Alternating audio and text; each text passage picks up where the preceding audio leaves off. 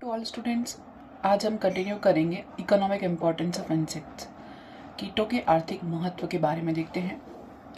तो पहला देखेंगे इंजरियस इंसेक्ट यानी हानिकारक कीट।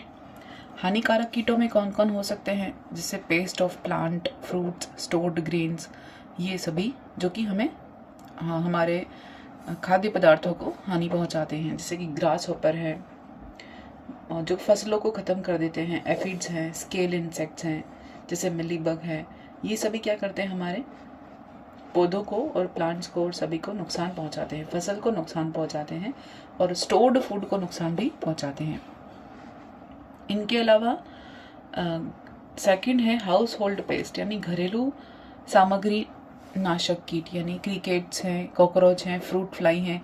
ये सारे ऑर्थ्रोपोड्स क्या करते हैं, हमारे घर के जो स्टोर्ड फूड हैं उन्हें नुकसान पहुंचाने का काम करते हैं। जैसे सिल्वर फिश बुक के लिए भी नुकसानदायक है। फिर चींटियां होती हैं, कॉकरोचेस हैं, खटमल, मच्छर, घरेलू मक्खी, सब इसमें आ जाएंगे, हाउस फ्लाई, इंसेक्ट, मॉस्किटो सभी। फिर इंजरियस टू डोमेस्टिक एनिमल यानी डोमेस्टिक एनिमल के ऊपर जो पैरासाइट होते हैं ऑर्थ्रोपोड, वो उन्हें भी नुकसान पहुंचाते हैं, जैसे फ्लीज हैं, लाइस, बग, मॉस्किटोज, ये सभी डिजीज कॉज करेंगे ये सभी। और फोर्थ देखते हैं जो डिजीज कॉज करने वाले या डिजीज कैरियर जो होते हैं वो। मॉस्किटो जो डिजीज कैरियर है, डिजीज कॉज नहीं करते, वाहक। तो यहाँ देखेंगे सबसे पहले हम एनाफिलिस जो मॉस्किटो है वो क्या कॉज करेगा, मलेरिया डिजीज के लिए रिस्पॉन्सिबल है। तो ये मानव के अंदर होस्ट बॉडी कौन हो गई, मानव, और डिजीज करने वाला जो ऑर्गेनिज्म है वो कौन है, प्लाज्मोडियम प्रोटोजोन है। तो ये क्या है, ये कैरियर है, कैरियर की तरह काम करेंगे। जितने इंसेक्ट हैं ये सभी खुद डिजीज कॉज नहीं करते हैं। दूसरा है मॉस्किटो एडिस इजिप्टाई, ये क्या करेगा, येलो फीवर कॉज करता है और मानव में करेगा। और इनका जो कॉज करने वाला जो मेन है वो कौन है, वायरस। फिर कैरियर है मॉस्किटो क्यूलेक्स एंड अदर, किसके लिए है, फाइलेरियसिस डिजीज के लिए कैरियर का काम करेंगे मानव में। और वो चेरेरिया ब्रैंक ऑफ टाई जो कि एक निमेटोड है। फिर देखते हैं सीसी फ्लाई, ग्लोसिना पेल्पेलिस, ये अफ्रीकन स्लिपिंग सिकनेस है डिजीज का नाम है और ये मानव में डिजीज कॉज करते हैं। और ट्रिपेनोसोमा गैम्बियंस प्रोटोजोआ के कारण डिजीज होती है और कैरियर कौन है, सीसी फ्लाई। नेक्स्ट है बग है, ट्रायोटोमा है, ये कौन से डिजीज करेगी, चागास बच्चों में करती है। और ट्रिपेनोसोमा क्रोजी प्रोटोजोवन करती है, कॉज करने वाली प्रोटोजोआ ये है। ये एग्जाम में आए हैं क्वेश्चन और आते हैं। फिर सीसी फ्लाई, ग्लोसिना मॉर्सिटेंस, ये है नगाना डिजीज का कॉज करेगा, किस में करेगा, डोमेस्टिक एनिमल्स में करेगा। और प्रोटोजोआ कौन है करने वाला, ट्रिपेनोसोमा ब्रूसी, ये प्रोटोजोआ है। फिर सेवंथ अपने पास डिजीज है, कैरियर है टेबेनस फ्लाई टेबेनस, इसमें सुरा डिजीज कॉज करेगा, किसमें, हाउस केमल में, हॉर्स और केमल में सुरा रोग उत्पन्न करता है। ट्रिपेनोसोमा एवेंसी प्रोटोजोआ का नाम है। फिर सैंड फ्लाई फ्लेबोटोमस, ये काला आजार उत्पन्न करता है, ये कौन है, ये तो कैरियर है, मानव के अंदर काला आजार रोग उत्पन्न करेगा, लिशमानिया डोनोवोनाई, ये प्रोटोजोआ है। नेक्स्ट देखते हैं फ्लीस या जेनोप्सिला, जेनोप्सिला क्या करेगा, गिल्ट या ब्यूबोनिक प्लेग उत्पन्न करेगा, किसमें, रेट और मानव में। और इसका जो कैरियर है वो पेस्टोरेला पेस्टिस है, प्लेग डिजीज कॉज करने वाला। नेक्स्ट है बॉडी लाउस पेडिकुलस, ये कैरियर है किसके लिए, टाइफस फीवर के लिए, मैन में, और करने वाला कौन है, रिकेशिया। नेक्स्ट है हाउस फ्लाई मस्का, जो हाउस फ्लाई है मस्का डोमेस्टिका होती है, वो कॉलेरा डिजीज के लिए कैरियर का काम करेगी मानव के अंदर। और बैक्टीरिया कौन है कॉज करने वाला, विब्रियो कोलेरी, जो कि हेजा हम नॉर्मल भाषा में बोलते हैं, वो ये डिजीज कॉलेरा। हाउस फ्लाई मस्का ये क्या करेगी, डायरिया भी कॉज करेगी मानव के अंदर। और जियार्डिया इंटेस्टाइनलिस जो कि प्रोटोजोआ है, ये मानव में डायरिया कॉज करती है। कैरियर कौन है, हाउस फ्लाई घरेलू मक्खी। बेड बग, बॉडी बग जो बेड बग है या इसको लाइमेक्स कहते हैं, साइमेक्स कहते हैं, साइमेक्स खटमल, ये रिलैप्सिंग फीवर का उत्पन्न करेंगी मानव के अंदर। उसके बाद ये बैक्टीरिया के कारण होता है, बैक्टीरियल डिजीज है। अगला देखते हैं पॉइजनस इंसेक्ट। ऐसे इंसेक्ट जो पॉइजनस हैं, जैसे हनी बी है, वास्प है, हॉर्नेट्स है, फायर आंट्स हैं, बेड बग है, ये सारे पॉइजनस हैं, काटने पर जलन होती है ऐसे इंसेक्ट। फिर देखते हैं प्रोडक्टिव इंसेक्ट। अभी तो हमने हार्मफुल देख लिए, अब हैं प्रोडक्टिव इंसेक्ट देखते हैं जो हमारे लिए हेल्पफुल हैं। यानी जैसे हनी बी है, हनी प्रोड्यूस करेगी, बी वैक्स हैं, वो वैक्स प्रोड्यूस करने वाले वैक्स हनी बीज हैं। फिर रॉ सिल्क देने वाले बॉम्बिक्स मोराई हैं, रेशम कीट। फिर लैक है, टेकार्डिया लेका, और स्केल इंसेक्ट हैं जो कि कॉक्सिडी फैमिली से बिलोंग करते हैं। लाख जो हम कहते हैं वो यहाँ से प्राप्त होता है, लेकार्डिया लेका से। फिर डाइज हैं, वो भी इंसेक्ट से प्राप्त होते हैं। फिर मेडिकल प्रोडक्ट्स जो होते हैं, जैसे मैंने बताया था कैंथ्राइडिन जो होती है वो ब्लिस्टर बिटल से प्राप्त होता है, जो कि हेयर ऑयल के लिए बहुत इंपॉर्टेंट है, हेयर फॉलिंग के लिए इम्पॉर्टेंट है, हेयर ऑयल की तरह यूज़ किया जाता है कैंथ्राइडिन। फिर हेल्पफुल इंसेक्ट हैं पॉलिनेटर्स, जो कि इंसेक्ट के फ्रेंड कहे जाते हैं। कुछ कैवेंजर्स होते हैं। इंसेक्ट एज फूड के फॉर्म में भी कुछ लोग इसको यूज़ करते हैं। इंसेक्ट एज मेडिसिन में भी यूज़ करते हैं इंसेक्ट्स को। बायोलॉजिकल कंट्रोल देखेंगे, और इंसेक्ट इन फाइन आर्ट्स हम यहाँ पर ये भी देखते हैं। अब हम देखते हैं मेटामॉर्फोसिस इन इंसेक्ट। इंसेक्ट में कायांतरण किस तरह से होता है। Transformation of an immature larval individual into a sexual mature reproductive adult of very difficult form, structure and habit, it is called metamorphosis। यानी कायांतरण क्या होता है कि इमेच्योर लार्वा से किसी भी इंडिविजुअल में सेक्सुअली मैच्योर रिप्रोड्यूसिंग एडल्ट का फॉर्मेशन हो जाना क्या कहलाता है, मेटामॉर्फोसिस कहलाता है। उसके बीच में बहुत सारी ऐसे डिफरेंट फॉर्म्स आती हैं जो कि क्या कही जाती हैं, मेटामॉर्फोसिस कही जाती हैं। तो हम देखते हैं टाइप्स ऑफ मेटामॉर्फोसिस। अलग अलग प्रकार के कायांतरण पाए जाते हैं। यानी अपरिपक्व लार्वा का लैंगिक रूप से परिपक्व वयस्क में विकास होना या परिवर्तित होना क्या कहलाता है, जो उसकी आकृति में भी परिवर्तन आता है, संरचना में भी परिवर्तन लाता है, और उसके जीवन के स्वभाव में भी उससे बिल्कुल भिन्न होता है। तो एडल्ट और लार्वा दोनों अलग अलग होते हैं। उसके बीच में बहुत सारी स्टेजेस आती हैं जो क्या कही जाती हैं, इस पूरी प्रोसेस को क्या कहते हैं, मेटामॉर्फोसिस कहते हैं। और उन स्टेजेस जो आती हैं उनको हम इमेच्योर लार्वल स्टेजेस कहते हैं, इंस्टार्स कहते हैं। फर्स्ट इंस्टार, सेकेंड इंस्टार, इस तरह से हम उसको बोलते हैं। अब देखते हैं टाइप्स में इंसेक्ट डिस्प्ले 4 टाइप्स। कितने, 4 प्रकार के। सबसे पहला है ए मेटाबोलस या नॉन मेटाबोलस या नो मेटामॉर्फोसिस या ए मेटाबोलस कहते हैं, या अकायांतरण। यहाँ पे कोई कायांतरण नहीं होता है, प्रकार भी है पहला। लिखा है in case of no metamorphosis newly hatched creature looks like an adult except in size and differences in immature of spine and setae. Example silver fish है, स्प्रिंग टेल्स है। ये क्या है कि कायांतरण के अभाव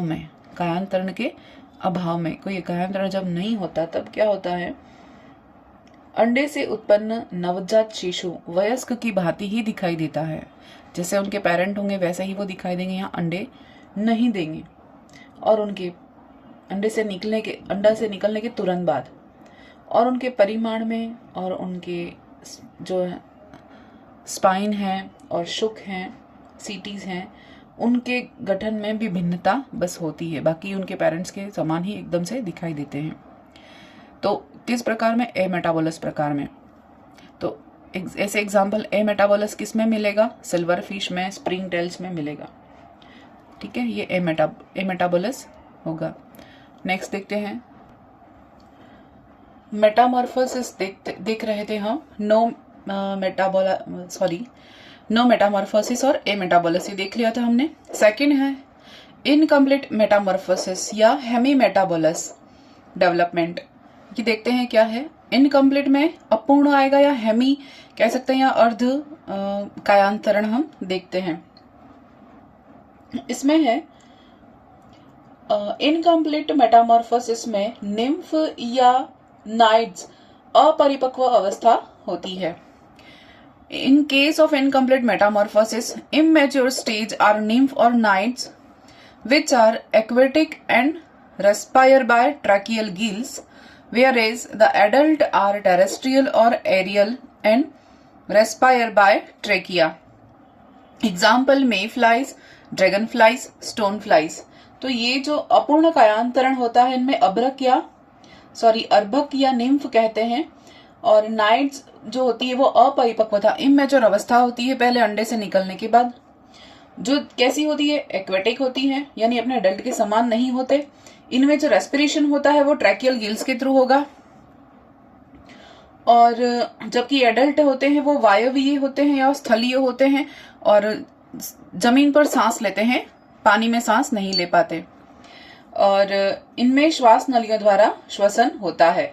तो एडल्ट और लार्वा स्टेज दोनों में अंतर है, इसलिए इसे अपूर्ण कायांतरण कहा है, इनकम्प्लीट मेटामॉर्फोसिस। इसके अलावा और दो ही स्टेज होती हैं और कोई अन्य अवस्था नहीं पाई जाती। तो ड्रैगन फ्लाई में हम उदाहरण देखा, स्टोन फ्लाई है और मे फ्लाई है। इनकम्प्लीट मेटामॉर्फोसिस या hemimetabolous development. Next third है ग्रेजुअल मेटामॉर्फोसिस और पोरोमेटाबोलस डेवलपमेंट।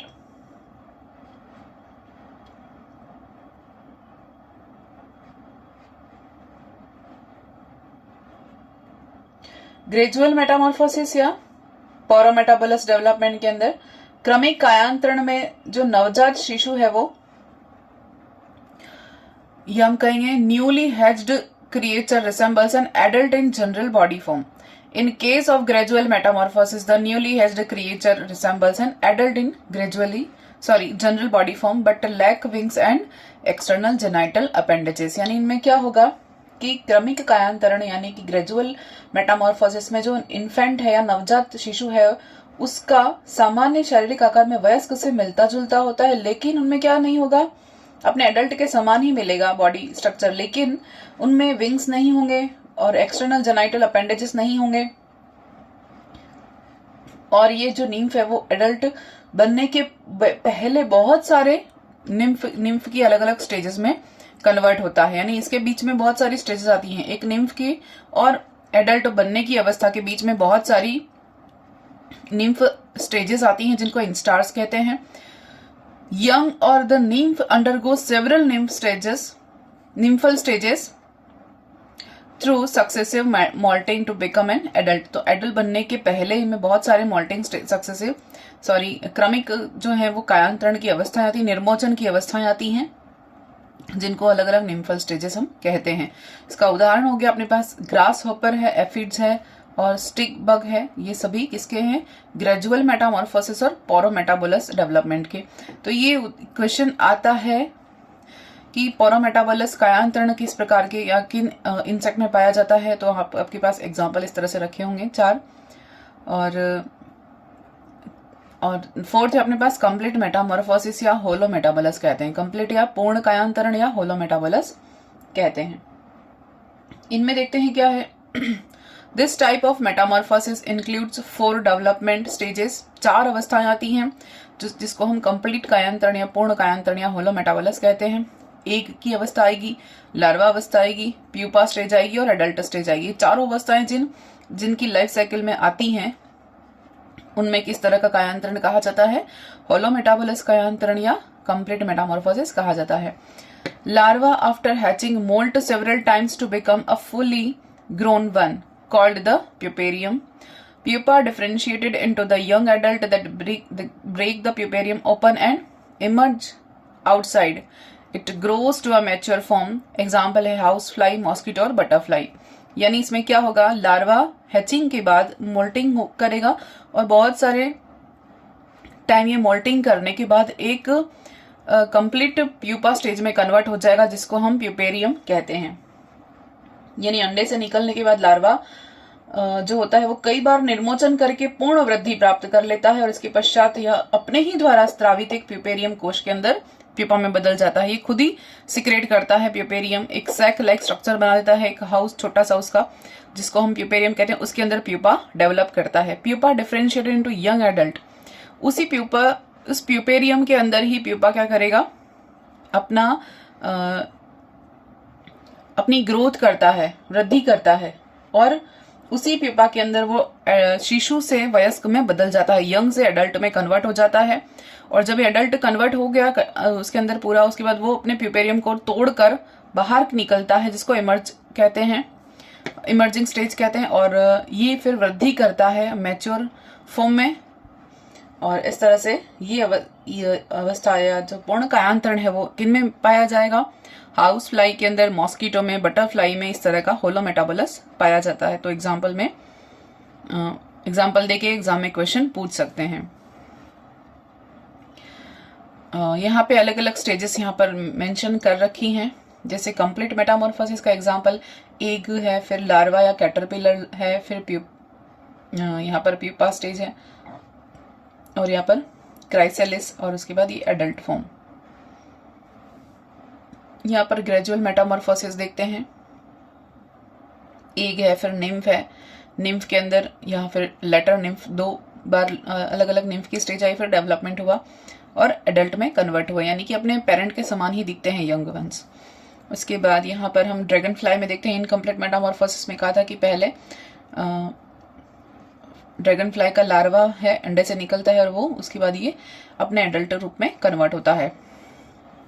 यहाँ देखते हैं नो मेटामॉर्फोसिस, लेपिज्मा में सबसे पहला वाला जो टाइप देखा था ए मेटाबोलस, उसमें एग रिलीज होगा, एग के बाद वो न्यूली हैच्ड जो निम्फ है ये दिखेगा छोटा सा अपने पेरेंट के समान, फिर वो डेवलप होगा, लेटर निम्फ अवस्था आएगी और फिर अपने एडल्ट रूप में कन्वर्ट हो जाएगा। तो ये क्या है, अलग अलग फेजेस हैं किसकी, मेटाबोलस की।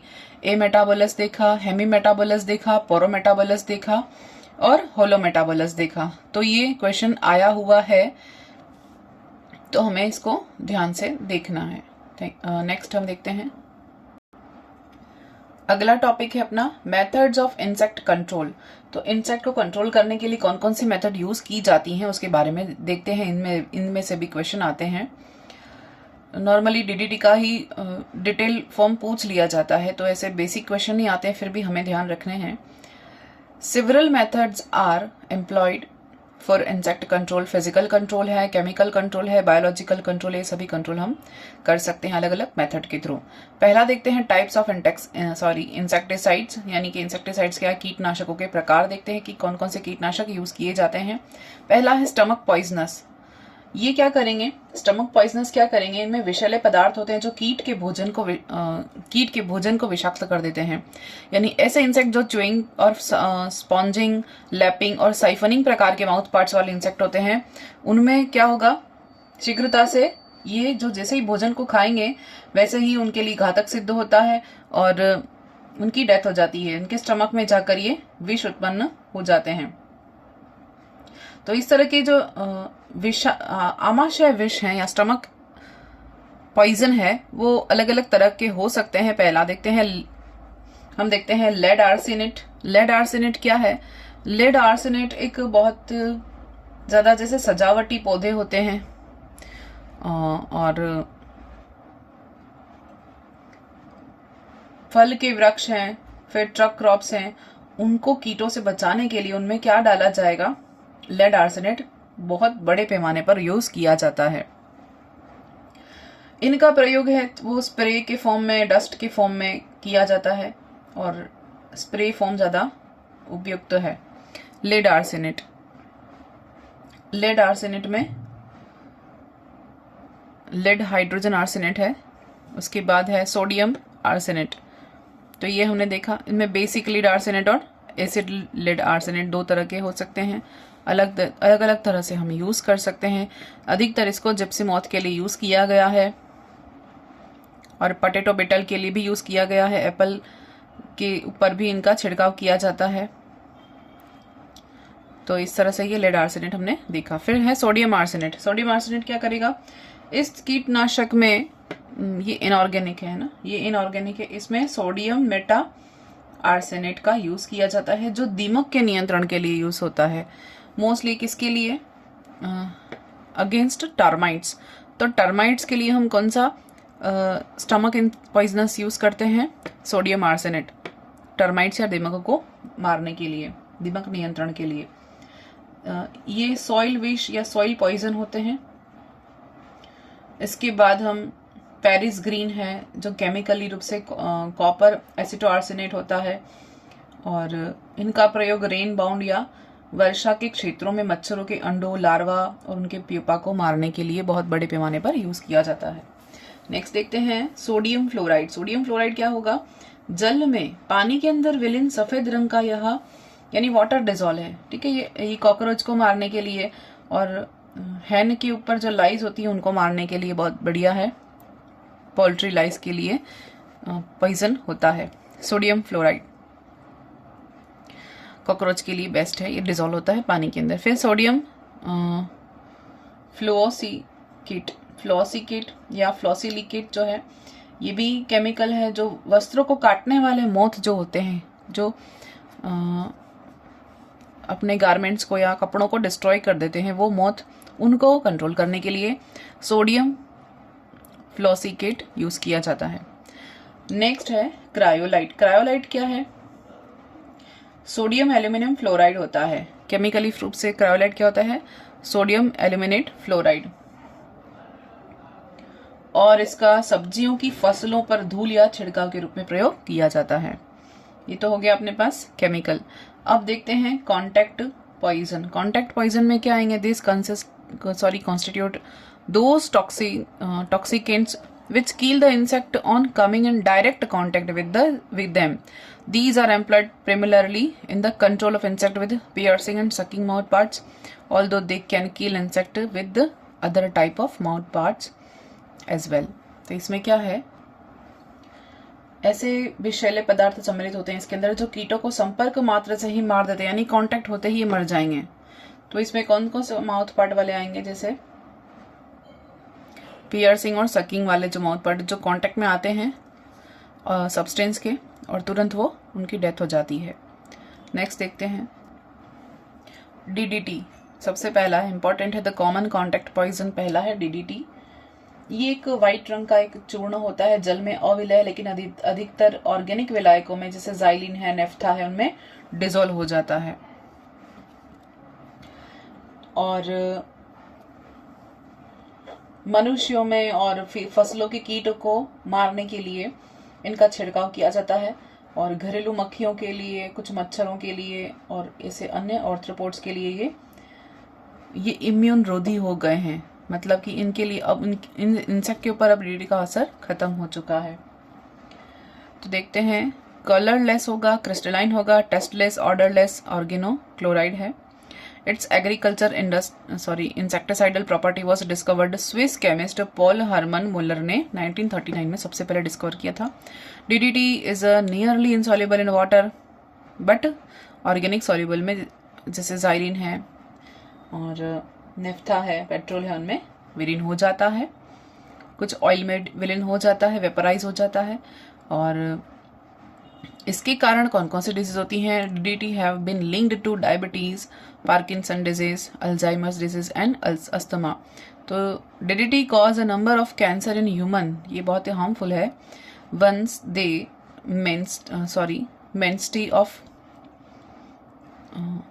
Anti malaria companion mosquito resistance to DDT's effectiveness as greatly reduced in. तो अब इसका उपयोग बंद हो चुका है, बैन लग चुका है, लेकिन पहले वाइडली यूज किया जाता था, जिसके कारण बहुत सी डिजीज हुई मानव को। नेक्स्ट है BHC, हेक्साक्लोरोबेंजीन या परक्लोरोबेंजीन और गैमेक्सिन। क्या है ये? It is a white crystalline solid that has negligible solubility in water and variable soluble in different organic solvents used to kill aphids. aphids को मारने के लिए जो जल में अविलय लेकिन दूसरे ऑर्गेनिक विलायकों में अच्छी तरह से विलय हो जाता है, BHC। और फिर है मेलाथियोन। मेलाथियोन क्या है? It is an organophospate insecticide to relatively low human toxicity that is widely used in agriculture, residential landscaping, public recreation areas and mosquito and fruit fly eradication control program. ये क्या है? लहसुन के समान गंध वाला गहरे भूरे रंग का एक ऑर्गेनोफॉस्फेट है जो पीले रंग का होता है या गहरे भूरे रंग का द्रव होता है। जल में थोड़ा सा विलय है लेकिन अधिकांश कार्बनिक विलायकों में डिजोल्व आराम से हो जाता है। और मनुष्य के लिए इसका विषैलापन कम होने के कारण डीडीटी के स्थान पर अब इसका बहुत अधिक जगह पर यूज किया जाता है। किसका? मेलाथियोन का। हम कह सकते हैं कि डीडीटी के स्थान पर किसका यूज किया जाता है, क्वेश्चन में आएगा तो मेलाथियोन। फिर पायरेथ्रम। पायरेथ्रम क्या है? Pyrethrum is a name of a natural insecticide. एक नेचुरल इंसेक्टिसाइड है।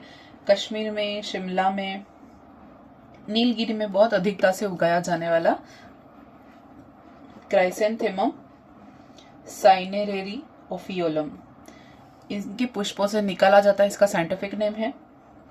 और घरेलू और पशुधन और पीड़कों के लिए, कीटों के लिए और कुछ सब्जियों के इंसेक्ट को मारने के लिए इसका यूज किया जाता है।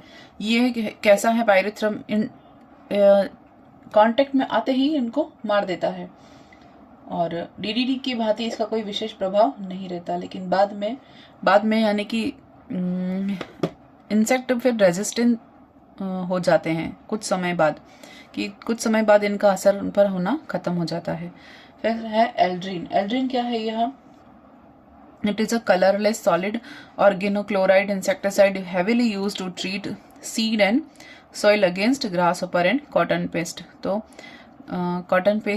कॉटन के लिए अगेंस्ट यूज किया जाता है। ये क्या है? चूर्ण है, इमल्शन, धूल और कणिकाओं के रूप में मिलता है। कौन? एल्ड्रीन। यह खनिज तेलों में पर्याप्त रूप से विलय और कार्बनिक विलायकों में बिल्कुल विलय हो जाता है एकदम से। इनका प्रयोग ग्रास होपर को मारने में, कपास या कॉटन के इंसेक्ट को मारने में, फिर सॉइल के इंसेक्ट को मारने में अधिक से ज्यादा किया जाता है। मनुष्य जंतु में विषैला होने के कारण इसका भी प्रयोग हम घर के अंदर नहीं कर सकते हैं, एल्ड्रीन का। फिर है टॉक्साफिन। टॉक्साफिन क्या है? पीले रंग का एक वैक्सी सब्सटेंस है टॉक्साफिन, जो क्या करेगा? इनमें जो केमिकल कंपोजिशन है वो पूरी तरह से ज्ञात नहीं है, क्योंकि बहुत सारे केमिकल का ये कंपोजिशन है। ये ऑर्गेनिक विलायकों में आसानी से विलय हो जाता है। इसका प्रभाव बाद में भी बहुत लॉन्ग टाइम तक इसका इफेक्ट रहता है और फसलों में, सब्जियों में, पशुधन में और पशुधन को प्रभावित करने वाले इंसेक्ट्स को मारने के लिए इसका यूज किया जाता है। सोयाबीन के अंदर, कॉटन के अंदर वाइडली यूज किया जाता है टॉक्साफिन। नेक्स्ट देखते हैं। इनके अतिरिक्त बहुत सारे ऐसे इंसेक्टिसाइड हैं, जैसे मिनरल ऑयल्स हैं, फिर फ्यूमिगेंट्स हैं जो धूमक होते हैं, और रिपेलेंट्स हैं। वो हम इनके अलावा बहुत सारे ऐसे मेथड्स हैं जो यूज कर सकते हैं। नेक्स्ट अपना टॉपिक है, बहुत इंपॉर्टेंट है, हार्मोनल कंट्रोल ऑफ मेटामॉर्फोसिस। यानी मेटामॉर्फोसिस के ऊपर हार्मोन्स का कंट्रोल इंसेक्ट के अंदर बहुत इंपॉर्टेंट है। इसको देखते हैं। मेटामॉर्फोसिस और the post embryonic growth of insect as in most higher organism is under hormonal control. The various hormone secreted are as follows. यानी मेटामॉर्फोसिस या हम कहेंगे पोस्ट एम्ब्रियोनिक ग्रोथ के अंदर इंसेक्ट को हार्मोन्स कितना हेल्प करते हैं वो हम देखते हैं। क्या क्या ऐसी चीजें हैं? सबसे पहला है ब्रेन हार्मोन, जिसको हम BHB कहते हैं।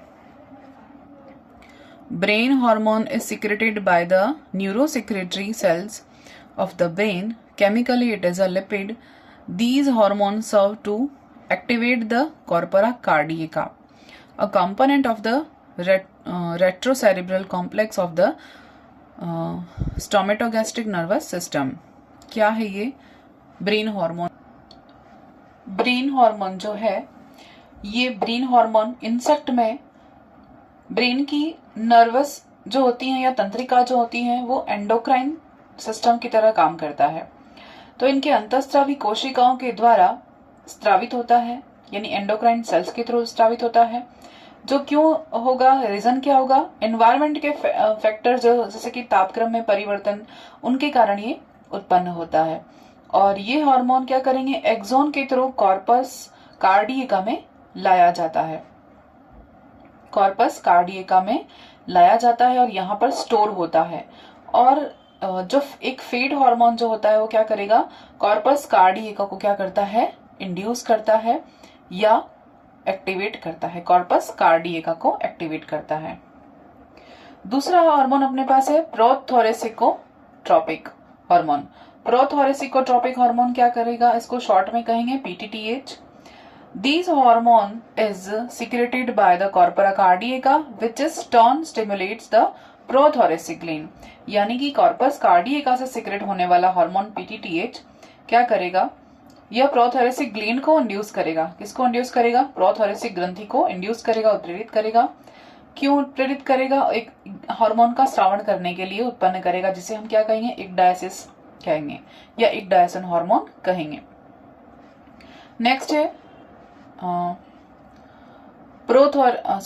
Prothoracic gland hormone. Prothoracic gland hormone ये क्या करेगा, this hormone is secreted by the paired bilateral sheet of cell in the thorax constituting the prothoracic gland. Chemical it is a ecdysone. This hormone is known to trigger molting as it act on the tissue to promote all the changes characterizing a molt। यानी ये जो prothoracic gland hormone जिसको हमने एक्डायसन कहा है, जो किसको stimulate, पीटीटीएच के स्टिमुलेशन के थ्रू उत्पन्न हो रहा है, जो कहा किसको स्टिमुलेट करेगा, प्रोथोरेसिक ग्लैंड को स्टिमुलेट करेगा और एक्डायसन हार्मोन का सिक्रेशन करेगा। तो ये फंक्शन क्या है इसका फंक्शन है एक्डायसिस। इसके फंक्शन को क्या कहेंगे, एक्डायसिस। यानी कि this hormone is known chemical it is ecdysone to trigger moulting, यानी मोल्टिंग निर्मचन को प्रेरित करेगा। यानी कि मोल्टिंग को प्रेरित करने वाला हार्मोन कौन सा है, एक्डायसोन हार्मोन है, जो एक्डायसिस को प्रेरित करता है और यानी कि क्रमिक परिवर्तन लाने के लिए उनके हार्मोन्स के कारण उनकी मोल्टिंग होती है। किस, इक्डायसिस हार्मोन के कारण उनकी मोल्टिंग होती है, इक्डायसन हार्मोन के कारण इंसेक्ट की मोल्टिंग होती है। नेक्स्ट